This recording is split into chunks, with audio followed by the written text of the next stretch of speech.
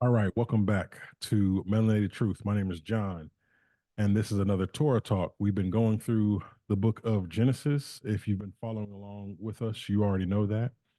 We just finished talking about the story of Noah, and just as a brief summary and reminder before we go forward, we've been saying as we're rediscovering the book of Genesis together, as we read Genesis on its own terms, we find out some interesting things. That Genesis is not about the beginning of the world.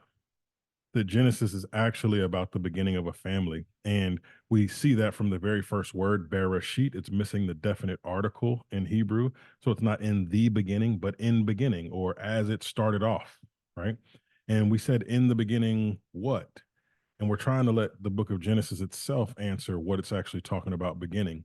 As we break down the chapters, we see that the first 11 chapters are about what's called the antediluvian world, which is the world basically pre-flood, ancient history kind of stuff, which the Tower of Babel isn't pre-flood, but you get what I'm saying. In those first 11 chapters of Genesis, we got a whole bunch of crazy things that are happening. You got the fall of man with a talking serpent. You got the spread of man in Genesis 4 and 5 with its genealogies. Then you get the fall of the watchers, and we talked extensively about that. We also brought in the book of Enoch and brought its perspective on what was happening in Genesis 6. Then we looked at the Noah's Ark, Noah and the flood, and what the Most High is doing in those things. Today we're going to be looking at the what's called the Table of Nations and the spread out of man, the spreading again of man, you might say. But as we look at these things, we realize that Genesis 1 through 11 is basically written in these bullet points, and we'll talk more about that extensively. But then when we get to Genesis 12 through Genesis 50, approximately 75% of the chapters in Genesis are about Abraham, Isaac, Jacob, and Joseph, a family line. We're going to talk about this idea of genealogies today, and specifically tracing the genealogy of Shem. But then we're going to go down, and we're going to realize as we keep tracing it down, the narrative really starts slowing down with Abraham. So in the beginning, what? All of the chapters in Genesis 1 through 11 are so that we can finally get to Genesis chapter 12 and talk about what the author really wants to talk about, and that is the line of Abraham, Isaac, and Jacob. So the book of Genesis is about not the beginning of the world, though it touches on those things. The book of Genesis is about the problem that has happened from the beginning of time up until Abraham, and how the Most High, the creator of all things, is going to use this seed, the Abrahamic lineage, to change the world. The book of Genesis is not about the beginning of the world. The book of Genesis is about the beginning of a family. So let's do a little bit of summarizing as we think through what we've learned in the story of Noah, because what we've been saying over and over again is that the Bible works on these motifs, and it functions a lot like jazz music. And the author expects you, as you continue on in the story, expects you to be so immersed in the story that you tune your ears to the beats and the melodies and the rhythms that is going on. So in creation, in the story of creation in Noah's ark or the flood, uh, does this very very well. So what we see is from the Noah's Ark story is actually creation reversed, is what that word here says. It's creation reversed.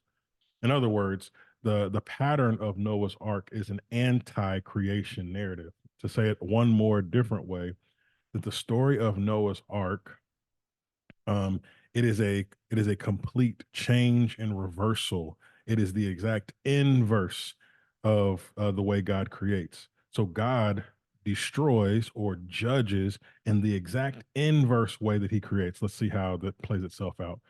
Let's look at it. In Genesis 1, we get the created order.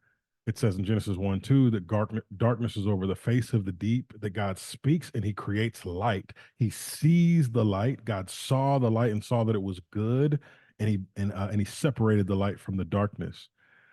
Then after He creates the light and separates it from the darkness, then He splits the waters in Genesis 1 6. And there are the waters above. The Bible speaks of a firmament where there are waters that are above, and then there's waters below, which is the Tehom or the deep. And God splits the waters above and below, and thus creates an environment for life to be. And dry land then comes up and appears in Genesis 1:9. And then from there, there is life and vegetation, and ultimately the crown of creation, which would be his image bearers, humanity. Well, in Noah's Ark story, we see the exact inverse. God saw that the world was corrupt. So instead of him seeing light and seeing that it was good, he sees, because of what the watchers have done in Genesis chapter 6 and the corruption that it perpetuated through humanity, God sees that the world is corrupt. And then what does he do? He unplugs the fountain of the deep. This is Genesis 7, chapter 7, verse 11. He unplugs the fountain of the deep, the Tahom, and he opens the rakia, or the windows. In other words, the waters above and the waters below that separate us, God unfolds those things and the waters come crashing in. The waters increase, and all the high mountains under the whole heaven are covered. Now the world is uninhabitable for life. It's an exact reversal of the Genesis 1 pattern. In Genesis 1, there's the crown, the tree of knowledge is the tree of rebellion, and man eats from the tree, and it kicks off all the events that incur the curses on the land and on the serpent. And then in Genesis 7, the Most High takes an ark of gopher wood, which is the same word for tree, which is the Hebrew word eitz, is the same word that it uses for the ark. The ark is made out of eitz; it's made out of wood. So it's the exact reversal. The tree of knowledge becomes the tree of rebellion for humanity. They choose their own way and they rebel by way of the tree. Whereas Noah, he builds an ark out of tree and it becomes the tree of obedience and thus leads to rescue and to life. So these patterns are finding themselves against each other. And we're starting to learn of how the Most High does things by way of tracing out the patterns that he's carved out in Genesis 1 for us. Okay, let's go forward. I want to start this conversation off in Genesis chapter 9. Knowing now what we know, how do we move forward? Let's start in Genesis 9. And God blessed Noah and his sons and said to them, be fruitful and multiply, fill the earth. Now, this is an exact copy of what's called the cultural mandate. It's a reinstitution of the cultural mandate. It's exactly what God said to Adam and to Eve, be fruitful, multiply, fill the earth, and subdue it. And all the creatures of the earth, the land, sea, sky, they're going to be subject to you. And this is exactly what he reinstitutes, but now for Noah and his sons. God reinstitutes the cultural mandate. So this is a quote unquote great reset. So God now is resetting these things, and the Edenic ideal has not changed. But now, instead of to Adam and Eve, the Edenic ideal goes to Noah and to his sons. They are now the image bearers that are called to take forward this mission of being fruitful and multiplying. This is an Edenic reset. Now let's go down. Verse 18. The sons of Noah who went from the ark were Shem, Ham, and Japheth. Ham was the father of Canaan. Now that's interesting, and maybe we'll come back to that. These were the sons of Noah, and from these the people of the whole earth were dispersed. So according to the scripture, the whole world is reconstituted through these peoples, right? And that's going to be important when we come to Genesis chapter 10. Verse 20, Noah began to be a man of the soil, and he planted a vineyard. Okay, if Genesis 9:1 is a reconstitution of the Edenic ideal, where now Noah and his sons and their families are acting as the new Adam and Eve, they're taking up the flag of Adam and Eve and going forward, then this shouldn't exactly surprise us, because Adam and Eve were called to be fruitful and multiply, to fill the earth, and to subdue it. They were called to guard and to keep the garden. So now what do you have? You have Noah now being a man of the soil, and he plants a vineyard. Nothing too crazy about that. But there is something else that we've seen, that there's also another man of the soil that happens earlier in Genesis. And in Genesis chapter 4, you've got a man named Cain.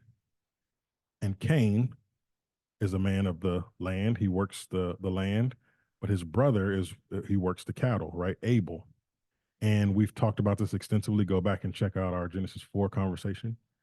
But Cain, he falters by way of the soil as he does what he does. He brings an offering to the Most High that is inadequate, and he throws a pity party because of it.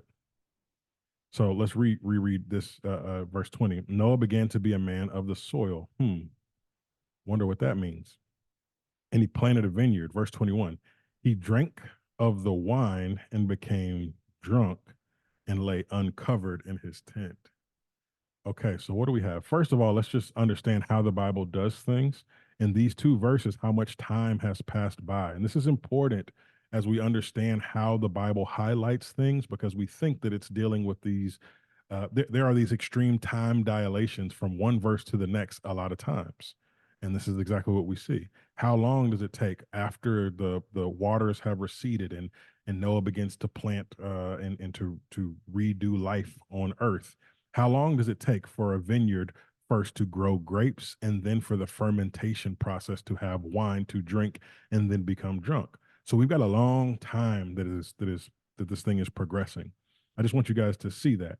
Verse 21, he drank of the wine and he became drunk and lay uncovered in his tent. So what do we have? We have Noah, who is a messianic figure. Noah, his name means rest. He was called to bring rest to the world. He was it's thought, the anticipation is maybe he is Mashiach, maybe he is the Messiah that is going to bring rest to the people finally and undo what the serpent has done. And what do we see? He falters in the same way Adam does. He falters in the same way Cain does. He sins by way of the tree. That the vine now stands in as motific reference back to the tree. And just like Adam faltered by way of eating the fruit from the tree, now we've got Noah faltering by way of drinking from the vine. This is loading what is called messianic anticipation. From Genesis chapter 3, there's this prophecy that there's going to be the seed of the woman that comes and undoes. He's going to crush the serpent's head, and he's going to undo all that the serpent had done, and over and over and over again. All the good guys in the Bible, it's almost there. They're almost like what they're supposed to be, and then they fall short. Is this the Messiah? Is this the Messiah? Oh, I think this might be the Messiah. Oh, he's not. So by the time we get to Mark chapter 1, in Yahusha, Jesus says, the time is at hand, the time has come, the time is fulfilled, the kingdom of God is at hand. Repent and believe the good news, repent and believe the gospel. What he's saying is the Messiah is finally here. All the hopes and anticipations are finally here. And until we get there, over and over and over again, we're going to see these figures that fall just short of what they're supposed to be. And this is what we have in Noah. Noah falls just like Adam himself falls. Verse 22, and Ham, the father of Canaan, saw the nakedness of his father. I'm sorry, and Ham, the father of Canaan, saw the nakedness of his father and told the two brothers outside. Then Shem and Japheth took a garment and laid it on both of their shoulders and walked backward and covered the nakedness of their father. Their faces turned backward, and they did not see their father's nakedness. When Noah awoke from his wine, he knew what his youngest son had done to him. And he said, cursed be Ham, a servant of servants shall be, he shall be to his brothers. Now, if you've been following what we're talking about, this idea of blessings and curses and how they interact with one another and how these blessings and curses function as these layers, these algorithmic layers for the peoples, right? And about how the world is going to interact with these peoples. what we realize is up to this point, God has not cursed humanity at all. In Genesis chapter 3, when God is divvying out the curses, he curses the serpent and he curses the ground. And now humanity, Adam and Eve, now they have to deal with a cursed serpent and a cursed ground. They've got to deal with the consequences of their actions, but they themselves aren't cursed. Cain, when he slays his brother, the Most High says the ground has drank up your brother's blood. Now from the ground you are cursed. It's as if the curse of the ground spreads on and infects Cain. And now here, what we have is Canaan now being cursed to be a servant of servants to his brothers. Over and over again, these curses, they are in direct correlation with the transgression. So there's a lot of discussion about what happened with Canaan and why it is that he is cursed above his brothers, because this is not Noah's son, this is Noah's grandson, right? And what we're told is that Ham goes in, he sees his father's nakedness, and then Noah comes out understanding what had happened and curses Canaan. So what's going on? There's a couple of theories, and I don't want to bog down too much into it, but there's a couple of theories that because they lead to the same conclusion, the bottom line conclusion. There are two theories. One of the theories is in Leviticus, we're being given these laws, and one of the laws is that you should not sleep with your father's wife or his concubine. And if you sleep with your father's wife or concubine, you are now what is it called? You are uncovering your father's nakedness. And so a part of what so there's a group of people that think what's happening is Ham goes into uh, excuse me, Noah gets drunk. Ham sees an opportunity to go into his mother as a power play. If you recall, when King David is transitioning and abdicating the throne, that Solomon, through some crazy circumstances, Solomon gets the throne, and there's another brother, I believe it's Absalom. He tries to he originally tries to take the throne, and then eventually he backs off and says, okay, you're right, you've got the throne, it's yours. And he asks Solomon's mom, hey, could you just do one favor for me? And he says, give me David, my father's concubine.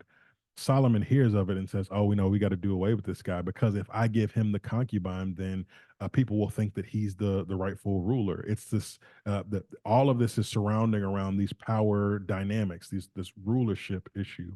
What we're going to see in a little bit as we go through the genealogy of Ham, that all of the sons of Ham have seem to have some serious power issues, that a lot of the bad guys from the Old Testament actually come from the line of Ham, and it all has to do with what becomes these beast kingdoms, and it becomes the motif for that ultimately finds its ultimate accentuation in the mark of the beast and Revelation 13 and those kinds of things. But it starts in Genesis, and it's the sons of Ham that build these monstrosity kingdoms, and they have these power issues. So it's the other. So one school of thought is that what happens is Ham sleeps with his mother as a power play to try to gain him being the youngest brother. He should not be the ruler, so he's trying to gain some kind of supremacy and power so that his line would be the rightful inheritance of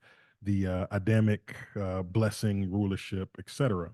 The other line of thought comes from the Apocrypha in the Book of Jubilees. It talks about there was this, according to the Book of Jubilees, there's a garment that the Most High clothes Adam in Genesis 3. That same garment is basically a garment of rulership.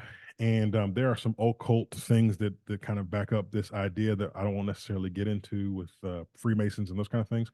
But um, but the idea is that what happens, the garment that's being uncovered here is Ham trying to take the garment that was right, the garment of rulership that rightly belonged to his father, and therefore uncovering his nakedness because of it. And either way, regardless of where you land, what's happening behind all of the motivation is a power play.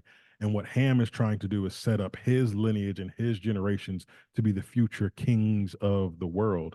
So when Noah curses Canaan, he is cursing him to not be a king and a ruler, but to be a servant of servants. So the curse is in correlation to um, the transgression. Okay. Now, verse 26, he also says, "Blessed be Yahuwah, the God of Shem, and let Canaan be his servant, and may God enlarge Japheth, and let him dwell in the tents of Shem, and let Canaan be his servant." Now, what's interesting about all these things is, again, all of these blessings and curses begin to layer up, and they create this kind of algorithmic matrix by which things begin to happen throughout the scriptures. So and let's just keep going forward, and we'll keep talking about it. Oh, really briefly. Um, there's this there was you've probably heard of the curse of Ham, and if you have heard of the curse of Ham, you've probably heard that the curse of Ham has to do with black people, and that the reason black people are cursed or have been cursed or are in the position that they're in, servants or whatever you want to call it, is because of the curse of Ham. The problem with the curse of Ham is that it never happened. Noah does not curse Ham, he curses Canaan.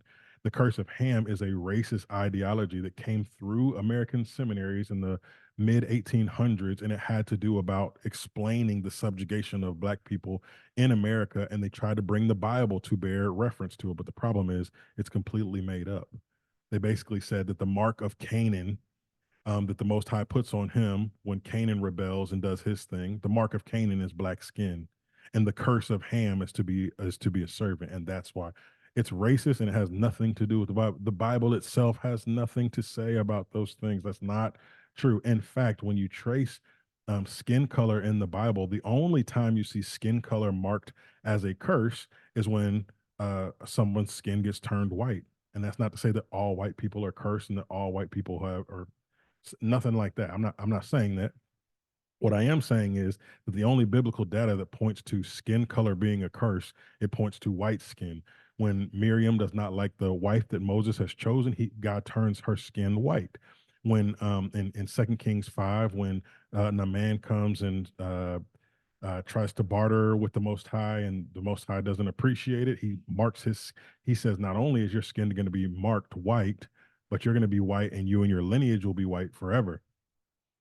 So that's just that's just to point you to what the actual biblical data says. Again, that's not to say that all white people are cursed or anything like that. I'm just showing you that there's these racist ideologies that have been woven into to Christianity, specifically Eurocentric, Western, and then American Christianity. These ideologies have no roots in the actual Bible, and that's why we're doing a part of what we're doing, just to untangle some of the mess, and let's see what the actual Bible says itself. More on Ham and their skin color to come. All right, so now let's look at what's called the Table of Nations. Now, the Table of Nations is important because the Table of Nations functions as basically a roadmap for the rest of the Bible. So if you hear about people in the Bible and you've never heard of them, or they're strange, or you're trying to figure out what the heck this thing is talking about, why is it mentioning where they're from and what they're doing, a lot of times you can come back to this genealogy and you'll be able to more clearly place them.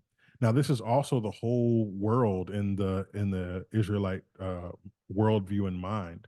So now, if you trace Paul's missionary journeys in the Book of Acts, what you begin to see is that he is he's taking a travel route such as to get to the ends of the earth, because what his goal is to preach the gospel to the end of the earth, so that Messiah can return. That's his motivation. That's what he's trying to do, and you can see that more clearly when Genesis 10 is living in your head, because that's what's living in the Apostle Paul's head, because he's an Israelite, he's a Hebrew. So now let's look at what Genesis 10 has to say about the peoples. So now these are the generations of the sons of Noah: Shem, Ham, and Japheth. And it's almost always put in this order. Now, what's interesting about this is that Shem most likely is the older brother, Japheth is the middle brother, and Ham is the younger brother. Now, as we look through these things, the first person's genealogy that gets examined is Japheth. First, we're looking at Japheth, then we're looking at Ham, then we're looking at Shem. Now that makes sense because what's the motivation of the book of Genesis? The motivation of the book of Genesis is so that we can get to Genesis 12, so we can finally trace the Abrahamic line. So as it's giving us the outlay of all of these people, the map of all of these people, it's saving Shem for last because Shem is the one that we're actually trying to trace. We're going to trace and we'll get there. So the first one that comes up is Japheth. These are the sons of Japheth: Gomer, Magog, Madai, Jovan, Tubal, Meshech, Tyrus. The sons of Gomer were Ashkenaz, Riphath, Togarma. The sons of Javan, these guys, Tarshish, Kittim, etc. For these were the coastlands of the peoples. Now, this word peoples is the first time the word goyim comes up. This is the word goyim, which is also the next time that it comes up is right here as the word goy, which just means nations. But there's two ways that the Bible uses the term goyim. The term goyim also in the New Testament gets referenced to as the Gentiles, right?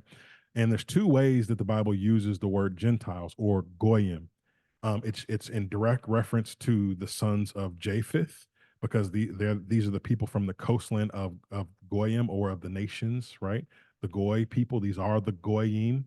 And it's also talking about the nations broadly. So it's important when you come across the term Gentile to be able to distinguish, is it talking about the sons of Japheth, or is it talking about the nations more broadly? Now, a couple of the sons of Japheth that are worthy to double click on, because again, Genesis 10 has an intention, and the intention is that you follow these people and thus are able to track and keep hold of the people. Now, the sons of Gomer is like the proto-German people. So the sons of Japheth, maybe you've heard, are like the European nations, and that's mostly true for the most part. Gomer are the proto-Germans. The sons of Gomer, one of his sons is Ashkenaz. Now, maybe that term is familiar to you, because Ashkenaz, there are when you hear about the Jewish people, 90 some odd percent of the Jewish people of today are Ashkenazi Jews. Now, that's interesting according to Genesis 10, because according to Genesis 10, the Ashkenazi Jews don't have any lineage amongst the Shemites or the sons of Abraham. The sons of Abraham are going to come later. So according to Genesis chapter 10, the Ashkenazi Jews and the sons of Ashkenaz actually come from this whole different lines, the sons of Japheth and not the sons of Shem. So when we talk about being anti-Semitic or anti-Shemites, we got to really understand what we're talking about here. And just, that might be very controversial to someone who was just coming across this information. So let me give you guys just a couple of references for you to read on your own and for you to research on your own, if these kinds of concepts boggle your mind a little bit. There's a Jewish man. He's a Ashkenazi Jew, and his name was Arthur Kessler. Him and his wife died mysteriously in the 80s. And he wrote a book called The 13th Tribe. And this is what the book is about. The original edition, Kessler advances the thesis that Ashkenazi, remember we just read that in Genesis 10, Ashkenazi Jews were not descended from the historical Israelites of antiquity, but from Khazars, a Turkic people originating and populating an empire north of and between the Black and Caspian Sea. Kessler's hypothesis is that the Khazars, who converted to Judaism in the 8th century, migrated westward into the Eastern European, primarily Ukraine, Poland, Belarus, Lithuania, Hungary, and Germany. Remember, Gomer, Ashkenaz, they're related. In the 12th and 13th centuries, when the Khazar Empire was collapsing. So This whole book, Arthur Kessler's whole book, The 13th Tribe, is basically trying to trace the actual genealogical lineage of the Ashkenazi Jews. And he says, and he himself being an Ashkenazi Jew. And he says, no, no, no, no. This whole idea of us being Jews, it doesn't have anything to do with a bloodline lineage. It has to do with a conversion that happened between the 8th and 12th centuries, that our peoples were under a primal threat from Christianity and Islam, and there was a mass conversion to a religion called Judaism, and that's how there are Ashkenazi Jews. Has nothing to do with the descendants of Abraham, Isaac, and Jacob. There's another man called Shlomo Sands. In Shlomo Sands, he wrote a book called The Invention of the Jewish People. Shlomo Sands argues that most Jews actually descend from converts whose native lands were scattered far across the Middle East and Eastern Europe.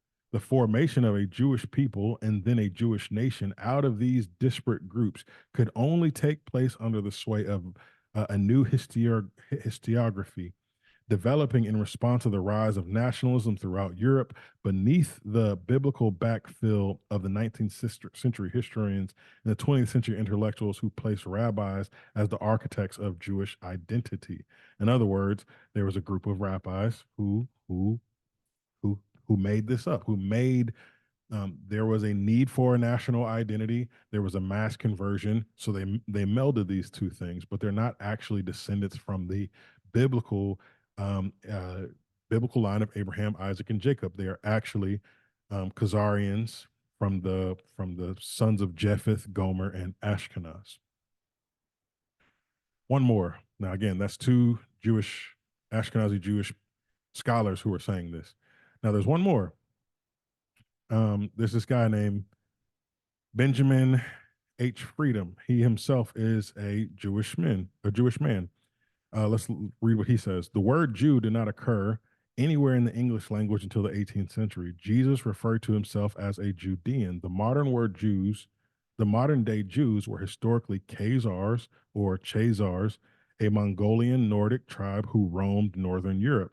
This book is a copy of a letter addressed to Dr. David Goldstein, LLD, of Boston, Massachusetts, by its author Benjamin H. Freedom in October 10th, 1954. It's warning to America from a Jewish defector. Again, this is a Jewish man saying that the people that that are called Jews are actually Khazars. These are their words and not mine.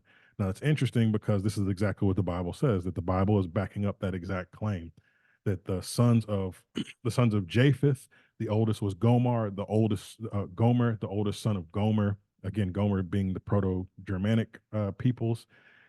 The oldest son of Gomer was Ashkenaz. So Ashkenaz being a Jephthite and not a Shemite. Now there are a couple other people in the Japhetic line that are important to trace.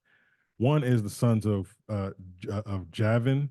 Now these become basically the Proto-Greek peoples, and the sons of Kittim, and Kittim becomes the Proto-Roman people. So when you see specifically Kittim for the rest of the Bible, when you see Kittim, think Rome. Now that helps, that will help you so much as you're starting to trace what's happening throughout the rest of the Bible. When you see Kittim, think Rome. Okay, verse 5.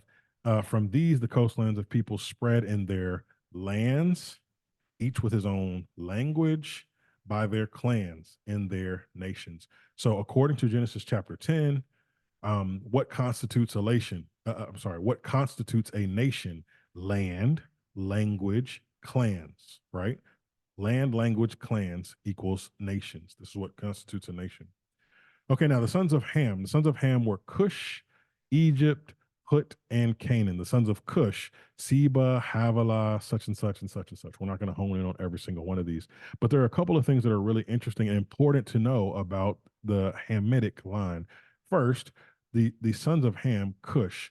This word Cush in Hebrew is Cushi or Cush, and throughout the Bible, it's translated in one of two ways, depending on the whim of the translators. It's either translated as Cush or it's translated as Ethiopian. It's translated as Cush or it's translated as Ethiopian. Now, it's really important because when the Bible starts talking about Ethiopia and the Ethiopians, understand that behind that English word is a Hebrew word called Cush or Cushi, meaning the sons of Ham. We'll get to why that's important in just a little bit. Now, we talked about this when we talked about Genesis chapter 2, that there are these rivers that go through Eden, and all of those rivers were pointing to Cushite people. So you see, the sons of Cush were Seba, Havilah, Sabta, and these people. Well, one of the rivers that was flowing through Eden was a river that was in Havilah, and there's good gold there, according to Genesis chapter 2. And again, we honed on this before. I think the conversation was called um, uh, uh, mud creatures in the land of Cush. And this is what Adam and Eve were. They were made out of mud, whatever color mud is to you. They were made out of mud and they were in the land of Cush, which we just said is Ethiopia, which in the Bible gets called Ethiopia. So now let's look at the etymology of Ethiopia just for a second, because I think it's worth doing. Mm, Ethiopia. Where do we get the term Ethiopia from? Ethiopia from the late 14th century. This is just an etymology dictionary, an online etymological dictionary. From the Latin Ethiops or Ethiopian Negro, from Greeks Ethiops, long supposed in popular etymology to be a form of Atheon, to burn, and ops, face. So literally, the Greeks saw these people in the land of Cush and they said, "Oh, they're Ethiopian. They're burnt faces." This is what Ethiopian means. So Cush, Ethiopia, burnt faces. Okay. Or later, fiery looking. That's not true.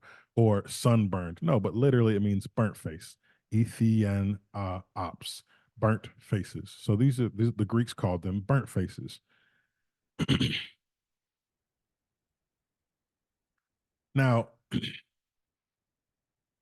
the sons of Ham, one of the etymological roots of Ham basically means hot or black. And in fact, we'll get to that in just a second. So Cush, Ethiopian, burnt faces. The Greeks, the way we got the English word Ethiopian, they did not call themselves Ethiopians. The Greeks called them Ethiopians, right? Matter of fact, they called themselves either Cush or Nubian, but that's a whole other thing.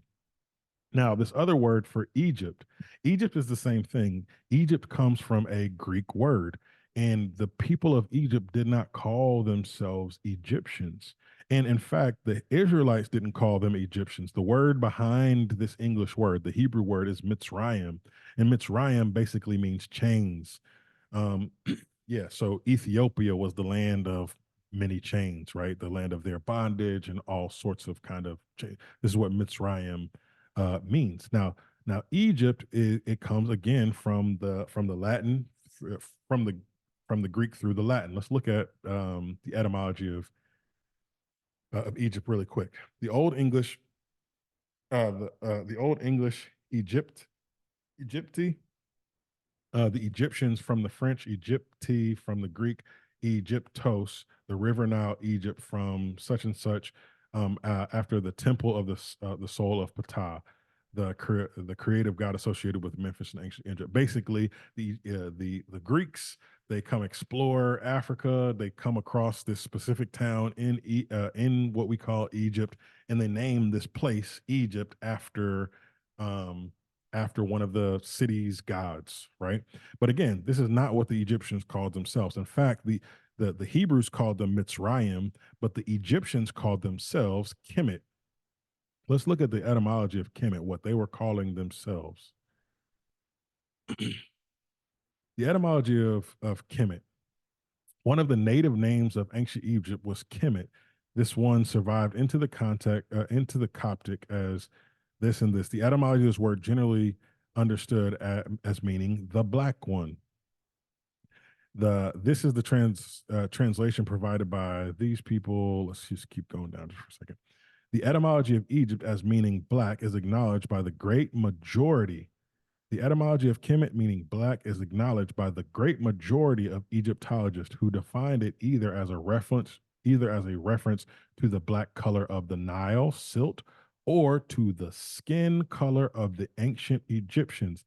The latter meaning, meaning the skin color of the ancient Egyptians, this latter meaning is mainly acknowledged by Egyptologists and other researchers of Black African descent, meaning the people of Egypt, who what we call Egypt, and we only call Egypt because we live in a Western society in a Western dominated world. If Egypt was still on top, we wouldn't be calling them Egypt. We'd be calling them Kemet, and their religion is called basically Kemetic religion, right? And which all the pagan religions of today have stolen from Kemet. This is where all of the pagan religions get their source in Kemet. But because we live in a Western world, and because of colonization, and because the Greeks and the Romans took over the world, we call peoples what the Greeks and the Romans called them. They called them Egypt, but they called themselves Kemet, and the Kemet refers either to the blackness of the soot of the Nile or of their skin. And Egyptologists, the vast majority of Egyptologists say they were talking about themselves, not about the Nile. Okay, why does that even matter? Verse 6, the sons of Ham were Cush, which is Ethiopian, Mitzrayim, which is Egypt, or Kemet, Put, and Canaan. The sons of Cush, Seba, Havilah, such and such. Why does all of this matter? Let's go down to verse 9. Now we're looking at Cush, or verse 8. Cush. Cush fathered Nimrod. Okay, now that's really interesting because Nimrod becomes a very important figure. He was the first on earth to be a mighty man. Okay. He was a mighty hunter before Yahuwah. Therefore, it is said, like Nimrod, a mighty hunter before Yahuwah. Verse 10, the beginning of his kingdom was Babel. This is where we get the term Babylon from. So what did the Babylonians look like? If Ham means hot, Cush means Cush is the Ethiopians and it means black. Kemet means black. What the heck? What did Nimrod look like? So the question we've got to start asking ourselves is, we go to Sunday school and hear these Bible stories. Why is it that what is the images that we have in our head, and why do those images exist in our head? The beginning of his kingdom was Babel. Akkad, which is where we get Akkadian from, Chalna, which eventually becomes a synonym for Babylon, and Shinar, which becomes a synonym for Babylon. From that land, he went into Assyria. That's interesting. And built Nineveh. So if you know your Bible, we're touching on all the peoples that were interacting very closely with the Israelites and all the oppressive peoples. Babylon oppresses Israel. Assyria oppresses Israel. The Chaldeans, or the people of Chalna, they come up against the Israelites, and they're again, that's a pseudonym for, or a synonym for Babylon.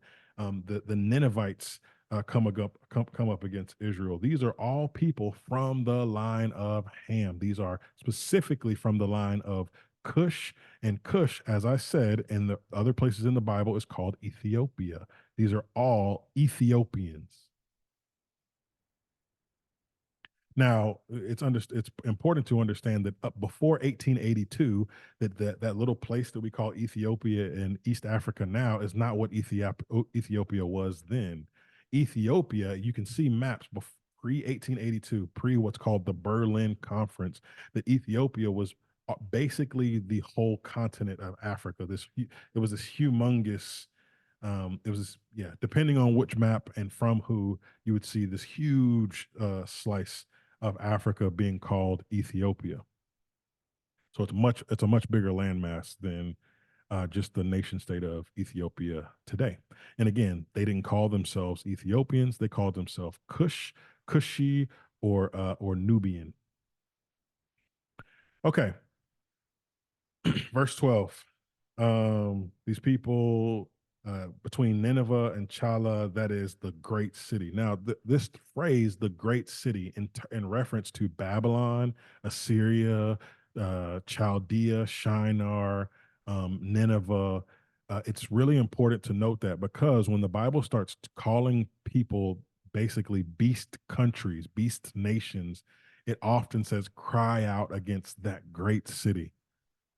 This is what Jonah is called to do. Jonah is called to go to Nineveh and cry out against that great city. Egypt is called the great city over and over and over again. It's called the great city. Babylon is called the great city. And you fast forward to Revelation when there's a new Babylon, and that place is called that, call out against that great city. All of these things have their roots in Genesis chapter 10. So you're expected to be able to trace Genesis chapter 10 throughout the rest of the thread. Verse 13, Egypt fathered these people, such and such and such and such. Verse 14, from whom the Philistines came. So now we know that Nimrod is a Cushite, a Nubian Cushite, um, or or if you just prefer Cushite, he's a Cushite. Um, and from this Cushite comes Babylon, Assyria, Nineveh, China, Shinar. And then from Mitzrayim or Kemet comes these people. And lo and behold, from the line of Kemet or Mitzrayim come the Philistines. Well, who's the most famous Philistine? That'd be Goliath. So the story of David and Goliath is David against the offspring of um, of the Egyptians. The Egyptians being Kemet. So it should start to change your frame of reference when we start envisioning and imagining what these people looked like. The first people came from the land of Cush, and they were made out of mud. The first great empires of the world were these burnt-faced Ethiopian people who created Babel and who created Nineveh, who created Assyria, um, and eventually, eventually Egypt and the Egyptians. It's important for those images to percolate in your mind, because there's going to be an extreme interaction between the sons of Ham and the sons of Shem, and there's going to be a ton of intermixing. Verse 15, Canaan fathered Sidon, the firstborn of Heth, the Jebusites, Amorites, Girgashites, Hivites, et cetera, et cetera. These are a lot of the people that are displaced from the promised land as the Israelites are going in. So wherever the promised land, remember, the promised land is called the land of Canaan. Now, we already said that Ham, let's look at the Zondervan dictionary really briefly. I think this is a good place for that. This is from a website called Black History in the Bible. This is it just aggregates a whole bunch of sources that you can find for yourself. But this is from the Zondervan dictionary, right? And this is what it says about Ham. Ham, perhaps hot. So it's giving you kind of the etymological roots of the name Ham. The youngest son of Noah, born probably about 96 years before the flood, and one of the 8 sons to live through the flood. He became the progenitor of the dark races. This is according to the Zondervan dictionary, that Ham is the father of the black folks, of the dark races. He became the progenitor of the dark races, but not the Negroes. Now that's interesting. So all the black people, according to Zondervan, all the black people of the world except for the Negro come from Ham. So then the question is, where do the Negroes come from? We'll get to that in just a minute. He became the progenitor of the dark races, not the Negroes, but the Egyptians, which we said was Mitzrayim or Kemet. The Ethiopians, which is Cush. You see how they use those interchangeably. The Libyans and the Canaanites. Blah blah blah. Okay, so now the Zondervan, in just in case you want to check that reference as well, this is the Zondervan Compact Dictionary. You can go buy it yourself for like I think it's like $10 or something like that, right? But this is the reference that has this in it, and I believe he gives a page number. I don't want to waste time on that. But this is the Zondervan Dictionary. The Zondervan Dictionary says that the sons of Ham that Ham is the progenitor of all the dark races, the Egyptians, the Ethiopians, the Libyans, the Canaanites, but not the Negroes.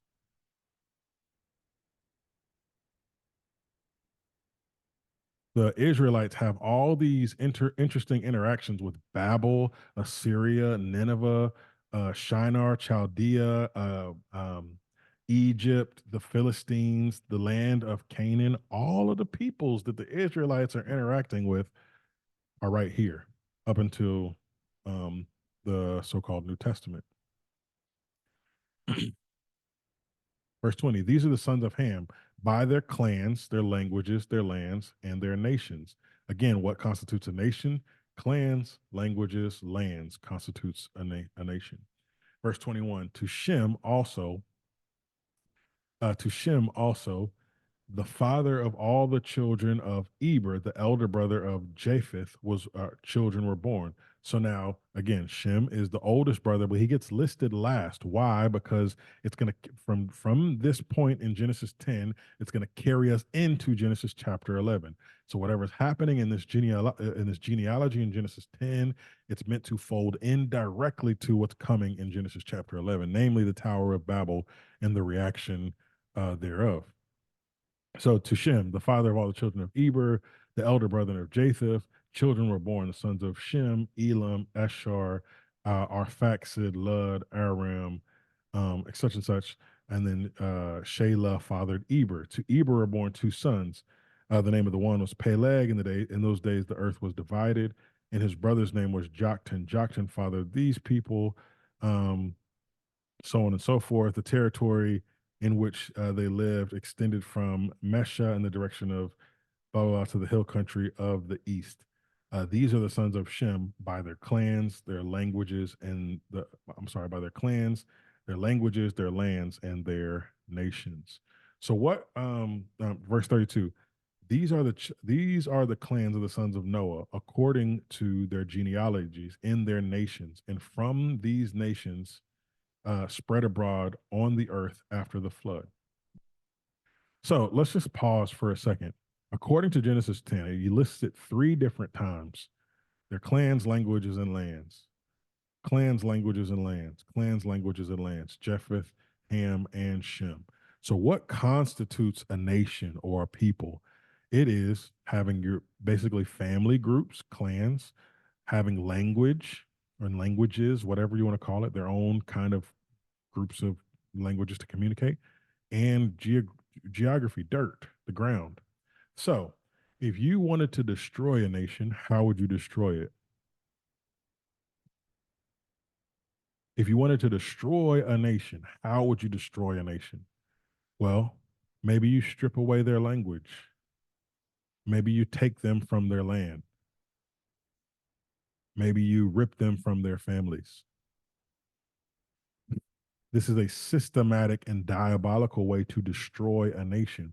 And it just so happens that Psalm 83 says this is exactly what the enemies of the Most High wanted to do. They wanted to destroy the nation of Israel such that it could never be reconstituted. Let's look at it really briefly.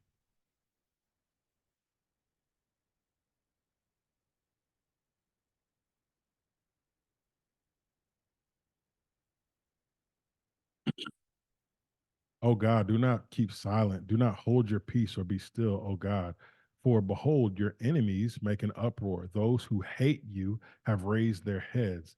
They lay crafty plans against your people. God, your enemies hate you, and they're going to take it out on your people. They lay crafty plans against your people. They consult together against your treasured one. They say, come, let us wipe them out as a nation. Well, how do you wipe out a nation according to Genesis 10? What constitutes a nation? Clans, language, land. They say, "Come, let us wipe them out as a nation. Let the name of Israel be remembered no more." For they conspire with one accord against you. They make a covenant. The tents of Edom, the Ishmaelites, Moab, the Hagrites, Gebal, Ammon, Amalek, Philistia, with the inhabitants of Tyre, Ashur, also have joined them. They are the strong arm of the children of Lot. Selah. Okay, we'll just stop there. But Psalm 83 lays out this conspiracy in the Bible. The psalmist is saying God, they're mad at you and they want to take it out on your people. They want to destroy your people. And he's not saying this merely metaphorically. How do we know he's not speaking metaphorically? Because he starts listing them by name. For they conspire with one accord against you. They make a covenant. The tents of Edom, the Ishmaelites, Moab. He starts listing. These are the people that have conspired against your people to do what? To wipe them out as a nation. Again, how do you wipe someone out as a nation? You destroy their clans, their language, and their land. Take them far from. This is exactly what we see in Daniel chapter 1. That when Nebuchadnezzar takes the children of Israel, they first of all he takes them from their land, and then he takes the best and the brightest, and he begins to assimilate them. They have to learn all the writings and all the knowledge the of the Chaldeans, of the Babylonians, and they get assimilated. And then he changes their name. Why? So they won't identify with their nation, because a people that can't identify with their nation will never rebel. This is a systematic destruction of the people. Okay, so this is Genesis chapter 10. Now, this is a lot of information. And again, the whole point of this is for us to be able to trace the beats and the notes. And what Genesis 10 functions as is it functions as a treasure map. So that when we start reading the rest of the Bible, like Psalm 83, we can start tracing back and say, who are these peoples that are conspiring against the children of Israel to destroy them? And we find, some of them come from Japheth, and some of them come from Ham, and some of them come from Shem, and they're all piling on to this people, specifically the Israelites. Um, so I'll end it there. There are many more things for us to talk about, and now we're going to start picking up these conversations a lot more consistently and probably more rapidly, because the Genesis 1 through 11 functions like bullet points. There are a lot of details that if it was trying to highlight these things particularly, it would spend a whole lot more time on them. But instead, it functions like boom, boom, boom, boom, all these bullet points, so that we can finally get to Genesis chapter 12 and slow down the story, so we can finally start the story that Genesis intends to tell. So here's our treasure map, here's our road map, so that we can start to trace the peoples throughout the scriptures as we see fit.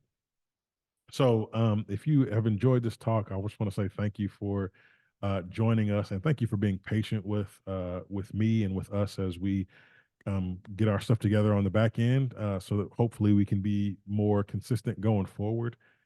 If you would like to support our ministry, I'm going to put my Cash App in the description. There is no pressure, but if you feel led, if you appreciate what we're doing here and the information that we're bringing forth, we would love for you to contribute to us, and you'll be able to do that in the description below. You can just send, a Cash App. um, Regardless, we would pray, if you find this information helpful, that you would like, that you would subscribe, that you would share it with other people, and feel free in the comments to interact with these things. I know that some of these things probably, if you've never heard them before, come off as a bit radical.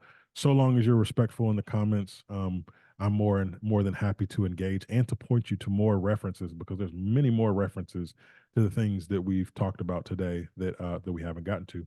So Romans 15:4, may the God of hope fill you with joy and peace in believing, so that you may abound in hope by the power of the Holy Spirit. May Yahuwah bless you and keep you, and make his face to shine upon you.